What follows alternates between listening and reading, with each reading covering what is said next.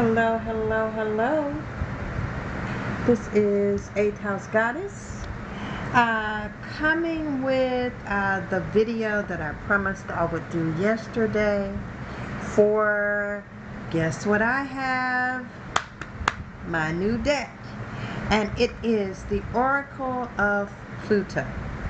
And so if you saw the videos from yesterday and day before, then I mentioned that I was going to do a video about this new Oracle deck because we are the 8th house and 8th house awakening, and it is 8:08 on the clock right now. I love that. Then we have to do, when I saw the Oracle of Pluto with the scorpion on the vax, love it, I had to have it. I mean, it was calling my name. And so, you know, you guys know I have a problem, but this one, it was a no-brainer. We had to have it.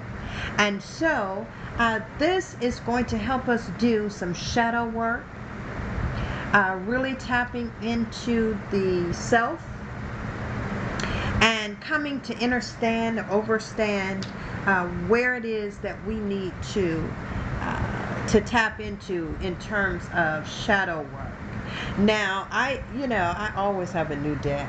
Let's see if I can reach. Let's see if I can reach this one. Yes. Okay. This is my sigil deck. So I'm just thinking maybe we can pair them together and do some shadow work and do a sigil.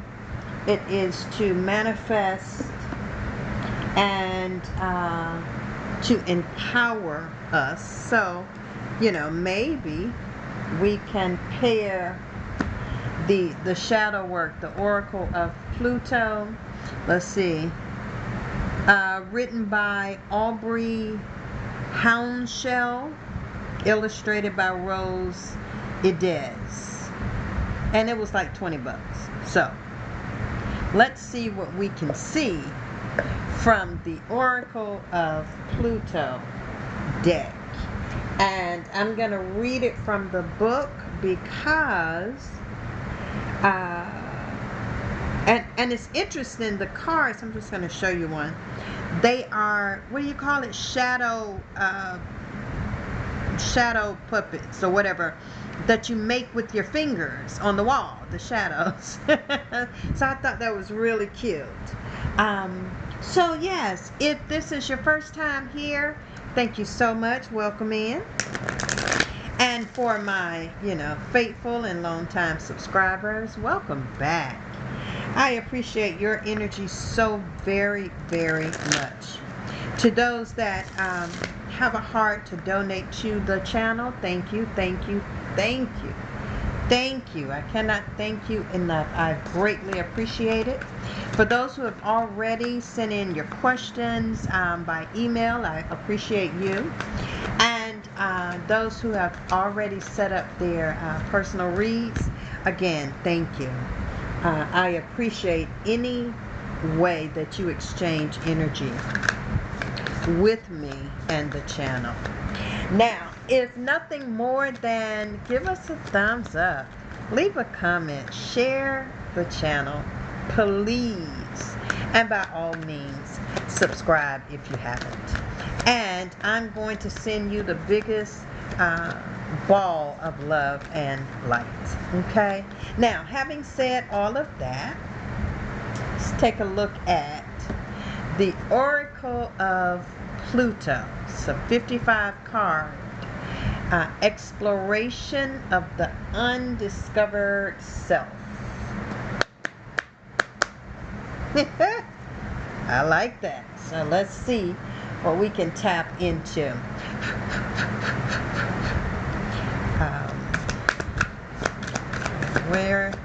Where do we need to? What shadow part of our shadow selves do we need to tap into?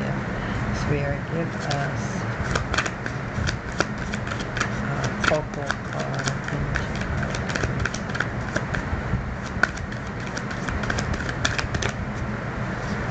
Okay. We're going to shuffle and try one more time. And let's see what we can see.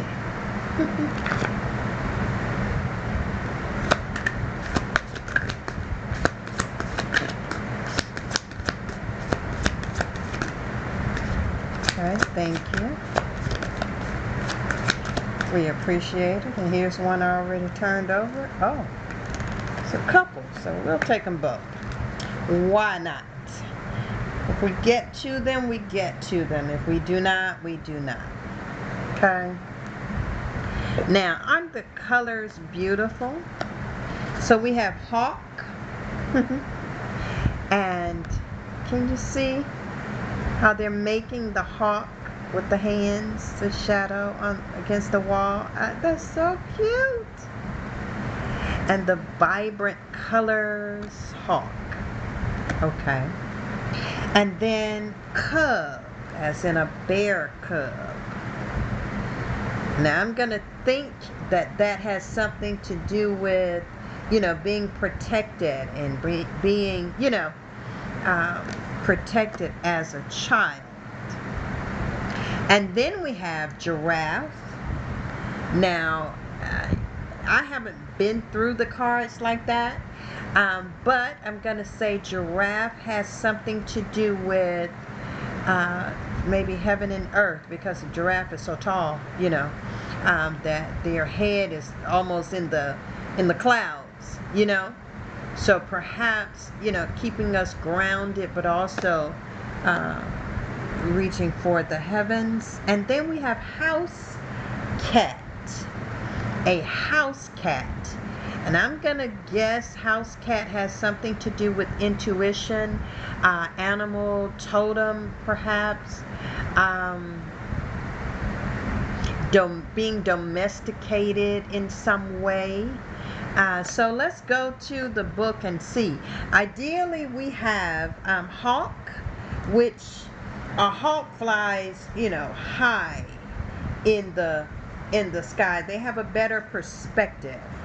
And again, now this is just what I feel like perhaps the card is speaking to. Hawks have, you know, a high perspective. So let's find it and see if I am correct. Okay.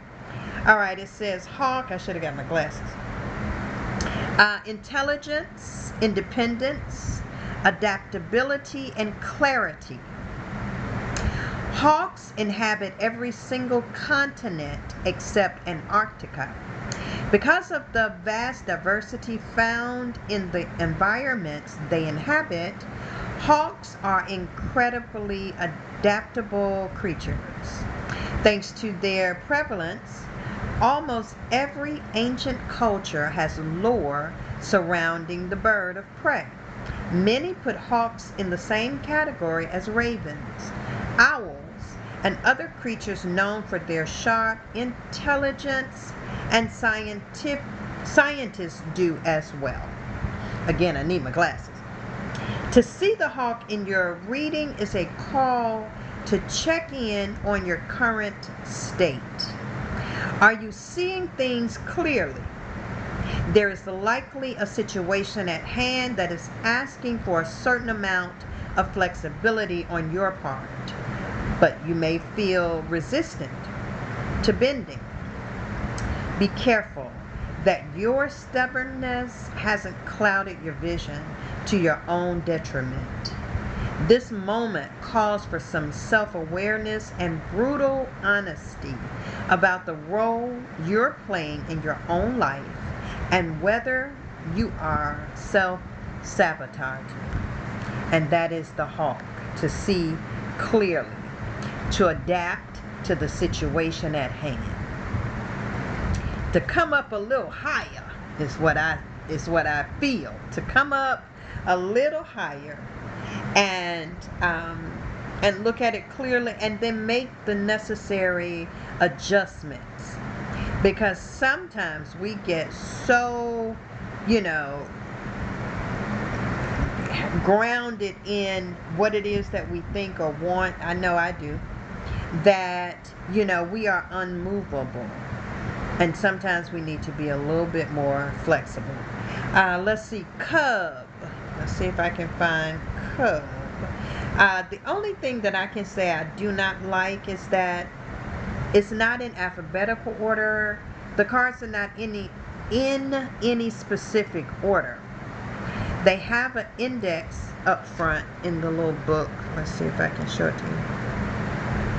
But they're not in any order, so you end up, you know, just kind of going through and looking at each one to find the cub. So give me a sec, let me find the cub.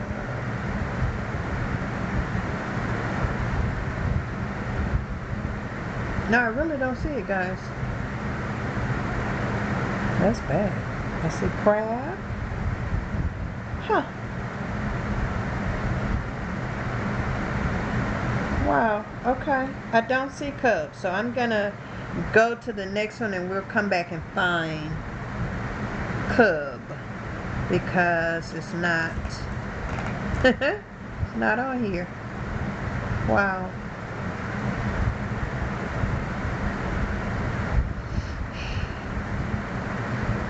Cub. Okay, found it. Because that was going to bother me a great deal if it wasn't here by some, you know, mistake. Okay, here we go. I'm sorry. It says the inner child. Oh, wow. Cub, a companion to the bear card. The cub represents the cutter, younger half of this furry duo. It also represents the one who is being protected. Didn't I say that? Yay! Here go my glasses so I can see. Because this little bit of writing now. Okay, that's better. Much better. All right. It says, although the cub card by itself is a call to get in touch with your inner child, if you've pulled the bear and the cub in tandem, it's important to take note of who is playing each role in your situation. The inner child is an interesting and elusive concept. There are plenty of us who grew up a little too fast due to circumstances outside of our control. Perhaps real life asked us to take on more responsibility than was appropriate for a child. Maybe we fell into a caretaking role too early. Or our family dynamics didn't create a safe environment for our inner child to grow, blossom, and flourish. However, just because we feel out of touch with our inner child doesn't mean they aren't there. Now is the time to get in touch with little you in a big way. Think back to what you did for fun as a child. If you draw a blank, maybe it would help to think about what you would have done had the opportunity been there. Do that thing now. Release judgment of yourself and tell your inner child how proud of them you are. If the thought of being silly and talking to your inner child feels uncomfortable, you'll know you're on the right track. I like that. Because if we can't act silly, if we can't, dance in the middle of the floor, if we can't do what was it, Footloose, when he slid across the floor in his socks, you remember that? If we can't do that, then, there's a problem, and we need to tap into our inner selves. And I I felt that it had something to do with being protected as well. How do you feel that you were protected, that you were nurtured, that you were, garnered that childlike energy when you were a child? The next one is giraffe. So give me a second to look for that. And if you don't feel that, or if you need to tap in and talk to your inner child, do that. Do that. Who's going to say anything about it? You know? Because that's healing for us. That is healing for us. Okay. Giraffe. Balance between the... Didn't I say something about heaven and earth? Balance between the head and the heart. I like that even better. The worldly and otherworldly. Walking between the worlds. As the tallest mammal in the world, a giraffe lives with its feet planted solidly on the ground and its head up in the clouds, which gives this creature an interesting balanced experience between the tangible and the intangible. I like it. When the giraffe shows up in our reading, we are being called to find this place of balance and operate from it. How many times have you heard people talk about their head and their heart? That they're at war with one another, for example. Or that the heart says one thing and the brain says another. Well, the giraffe card asks us to put equal weight in both practical, logical, objective sides, as well as our emotional, spiritual, and intuitive sides as well. That's interesting. There exists an intersection where both aspects of ourselves meet, where they agree and they tell us the same thing. Take a moment to pause and ask yourself, on which side of the spectrum do you fall right now? I like that. Are we in balance right now? Or, are we listening to our head or our heart, a little bit more than the other? I like giraffe. Okay. All right. And then our last one is house cat. House cat. And then we'll put it together and see if we have a message here. We've got, a higher perspective and adaptability. We've got our inner child and feeling like we were protected and nurtured growing up. We've got a balance between I'm going to say our higher selves and lower selves, between heaven and our heart. And now the house cat. Let's see. Okay, house cat. It says meaning, choices, the easy way out. Wow. A common friend in the pet world, the house cat is one of the few domesticated animals that can turn feral at any moment and then back again, if it so chooses.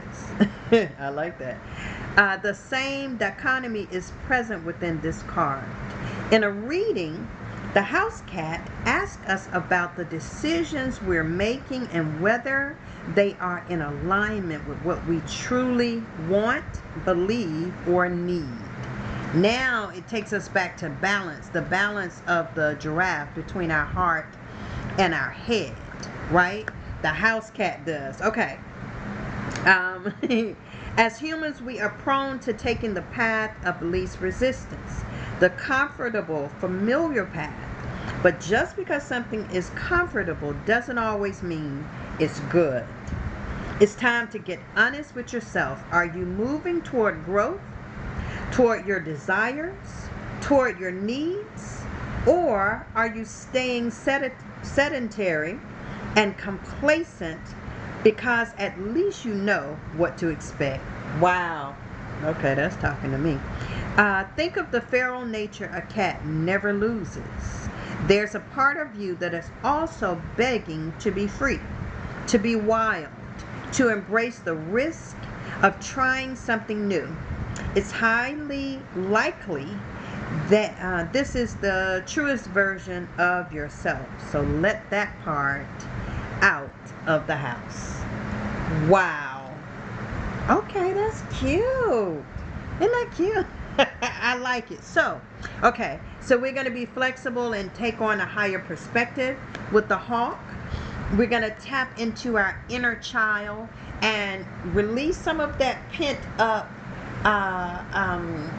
activities that, just be silly for a minute and let it go. We're going to come into balance between our higher self and our lower self. We're going to balance out our head and our heart, and then we're going to again release. Seems to be talking about releasing this house cat, letting go, being footloose and fancy free for a moment, and seeing where that takes us, and not being so inflexible. The hawk, not being so inflexible that we can't adapt to our new situation, because right now we are absolutely starting again with all the things that are going on in the world. We are absolutely starting again. So let's see if we can get a sigil card and put it together with the it's consistency. How you like that? I need another so we can bind them. It is consistency. And does that not go right with what we're talking about? Okay, I'm just going to choose one. This one to do. And shift. Wow. Okay, shift. Can we see that? That is consistency and shift. And what we do is we put them together and make one sigil. So perhaps this would go underneath it. It could go beside it, and you just draw it as one sigil. Okay? Shift and into consistency. And that consistency is not boring. It's not the same old, same old. It is some flexibility with the hawk and being adaptable, right? It is acting silly, right, with the bear cub. It is balancing our head and our heart with the giraffe. I like it. It is, coming out of the box with the house cat, right? Being wild, being footloose and fancy free. Dancing in the middle of, your living room, if you will, by yourself. You don't have to worry about it. It doesn't matter who sees you or who's there. Shifting into our higher selves. And in order to do that, we've got to come up. We've got to come out. We've got to let go of those inhibitions that hold us, captive, and say what is appropriate and what isn't. But what's appropriate for you, may be totally different than what's appropriate for me. So, yeah, I like that. I like the oracle. I'm going to start to pull one. I won't pull four. I'll pull one daily, and let's just see what that daily energy is. And I love my sigils. These, as I said, I would probably do it that way. This line, if you can see that, would become that line. So all we would have to do is put the two across it, like so, and then bind it together. If you've not worked with sigils, leave me a comment, let me know, and I'll go over how to work with sigils, how we can make sigils for ourselves. As I said, I bought this deck. I just happened to see it. It's by Jane Matthews. Just happened to see it in the bookstore, and to be honest, I hid it for about 2 or 3 weeks because I only saw one. So I hid it, and then I went back and picked it up. And this is a picture of all of the sigils that are in the deck. And so it's very nice. I guess I didn't want this video to be as long, but I guess I could. Because they're broken up. The different colors represent something different. Consistency, it says the core essence of the consistency sigil is for it to be used when we need consistent, long-term, tangible results to anything. It's used when permanence is needed or when something is required over a longer term. So it just kind of gives you an idea of when and how to use it. In spirit, and then it'll break it down. If you need it in work, it'll bring a long-term position or change within the workplace. If you need it in a relationship, it'll bring longevity, be it a friendship or love, despite any issues.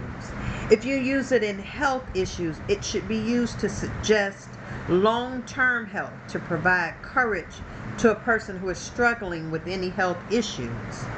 And then if you use it in spirituality, it can assist with building longer-term connections to higher self and to spirit, as well as following their life path. And so it kind of breaks down, how to use it and in what circumstance. And let's see if shift, because they both are the same color. Shift, here we go. Shift sigil shifts around and changes any energies or situations that are needing it, as well as changing the energies within an individual's own self. That's pretty cool. That is pretty cool. So if you need the shift sigil in work, it can bring about a positive change, allowing any slow periods to be turned around. If you use it in a relationship, it can turn around any association that is going through a bad patch, it says. If you use it in a health situation, it can bring a total transformation in the way an individual approaches and maintains their health. Look at that again, just in case y'all need to use that one. And then if you use it in spirituality, the shift sigil can assist with transmuting energies that are not for the highest good of the individual, and from that change them into something more positive and no longer a detriment. Isn't that amazing? I like that. I like that a lot. So now, when we're working with sigils, and again, leave me a comment and let me know if you are familiar with them. We empower them, we activate them after we bind them together or draw them together, as I said, and then we activate it, and then you use it. You can write it on paper, you can draw it, you can write it on your wrist, yeah, and utilize it. Draw it on a piece of paper, fold it toward you, put it under a candle, to activate it. There are a lot of different ways. So so let me know, and we can go deeper into sigils and how to make them for yourself, and also how to utilize them, in your day-to-day practice. So this was pretty cool. I liked it. And if you have any questions, by all means, email them to me. If you want to get your personal reading scheduled, go to the website or just send me an email at 8thhouse@gmail.com, or go to the website at 8th-house.com. So, until we come together again, this is 8th House Goddess, and I am sending you all of the love and light.